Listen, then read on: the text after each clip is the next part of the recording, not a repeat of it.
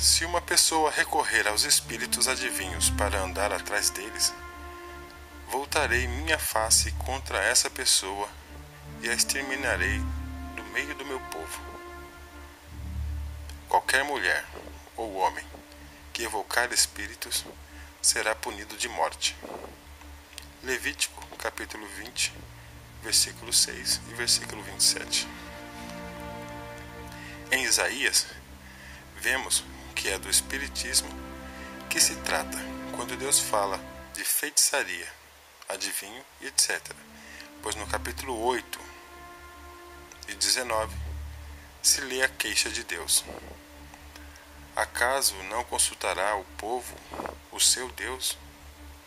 Há de ir falar com os mortos acerca dos vivos? Em Jeremias lemos: Não vos seduzam os vossos profetas, nem os vossos adivinhos. Eu não os enviei. No Levítico, capítulo 20, versículo 27, Deus ordena a pena de morte de apedrejamento contra os pitões e adivinhos, que seriam e eram de verdade, como os médiuns e esoteristas de hoje.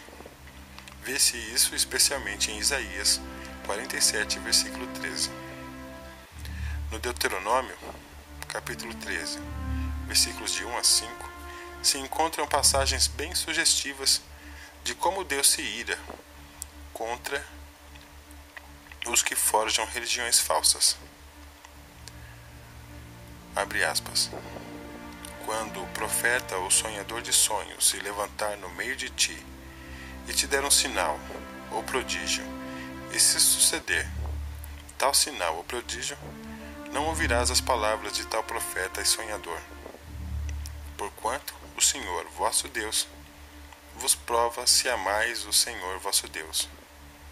E aquele profeta sonhador de sonhos morrerá, pois falou rebeldia contra o Senhor vosso Deus.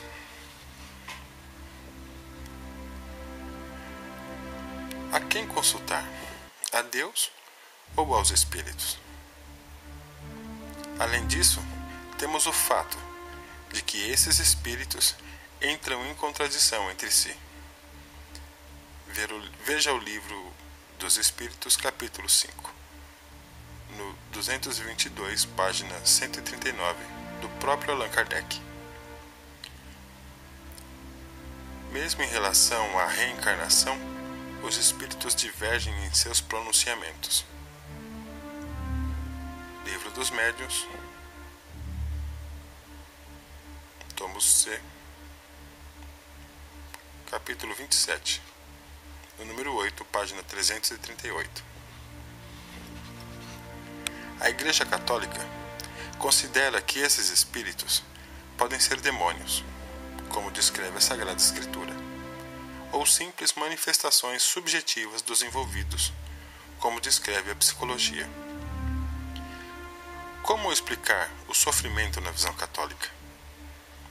Sobre o sofrimento, o que ocorre é que a mentalidade do século XX é muito influenciada por uma visão do gozo da vida. Nosso Senhor, que não tinha nenhum pecado, sofreu por todos nós.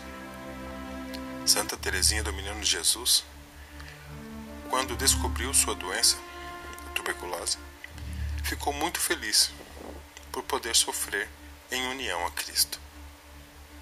Ensina São Paulo, abre aspas, agora eu me regozijo nos meus sofrimentos por vós, e completo na minha carne o que falta das tribulações de Cristo. Fecha aspas. Carta aos Colossenses, capítulo 1, versículo 24. Nosso Senhor também disse: Quem quiser vir a mim, quem quiser vir após a mim, renuncie a si mesmo, tome a sua cruz e siga-me. Ora, a vida do católico e de toda criatura nesta terra é um vale de lágrimas. O sofrimento é um sinal de bênção de Deus, que ama seus filhos e os ajuda a chegarem até Ele. Quando você conhecer alguém que não tenha sofrimento, desconfie. ele pode estar recebendo nessa terra o pagamento pelo que já fez de bom, pois não receberá na eternidade. O homem justo expia os seus pecados e os dos outros, como Cristo expiou por nós na redenção. Existe um livro muito interessante chamado Carta do Além, que não tem nada de espírita. Trata-se de um sonho de uma freira. Nesse sonho, essa freira recebe uma carta de uma antiga amiga que havia sido condenada ao inferno. Depois de ler a carta, ela transcreve em um papel. Nesse documento, a amiga diz claramente que Deus já tinha dado a ela, durante a sua vida, tudo o que lhe era de direito, por cada ato bom que em algum momento da sua vida ela havia feito.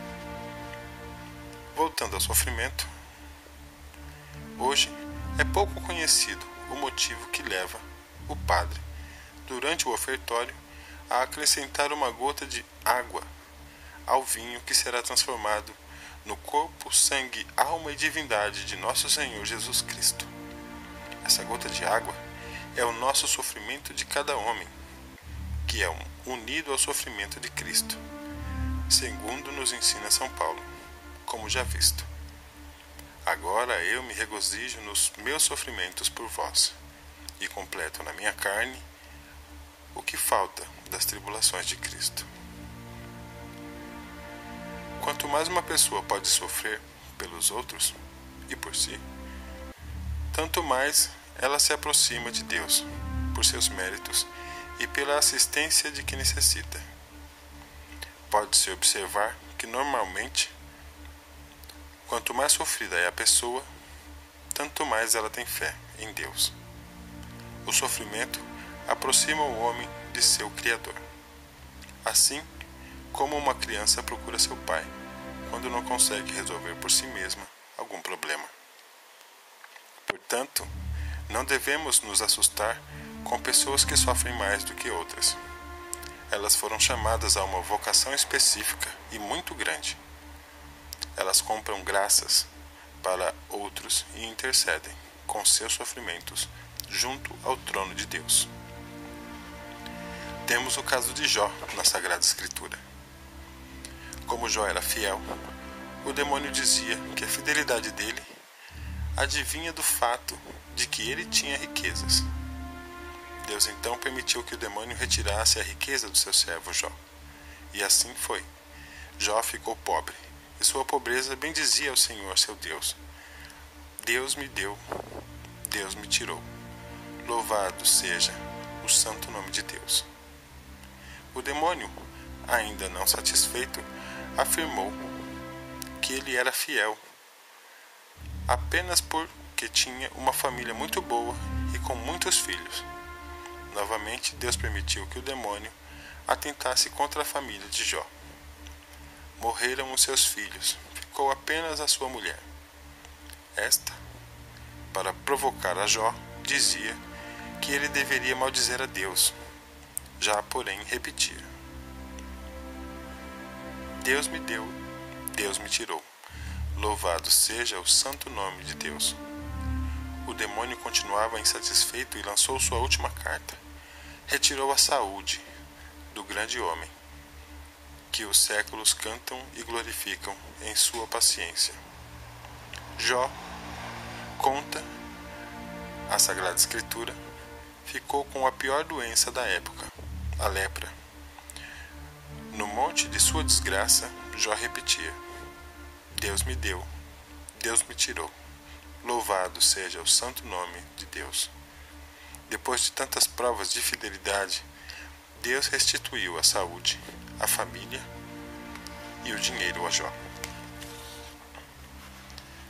Esse é o amor filial, o amor de reverência, o amor de adoração que se deve a Deus.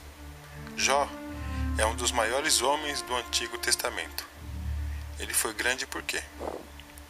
Porque soube amar a Deus no sofrimento. Soube se entregar por inteiro ao seu Criador, de quem recebeu tudo sem nenhum mérito. Agora, ele retribuía com um pouco o muito que recebera em sua existência.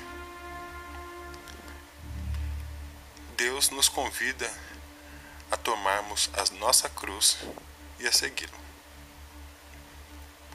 O demônio é pai da gnose, fundamento do espiritismo?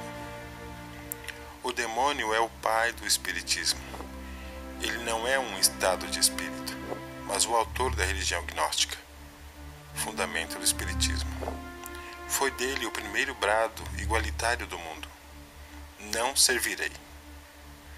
Foi com a mesma falácia que ele tentou Eva: se comeres desse fruto, sereis iguais a Deus. A gnose preceitua exatamente a igualdade dos homens com Deus, tanto em seu fundamento filosófico, como em sua doutrina de reencarnação e da iluminação evolucionista. Na Sagrada Escritura fica claro que o demônio é um ser criado, que se revoltou, através do seu livre arbítrio, contra o seu Criador. Tanto anjos como demônios podem interferir na vida dos homens, assim como podem se manifestar com vozes e se materializar em corpos ou possuí-los.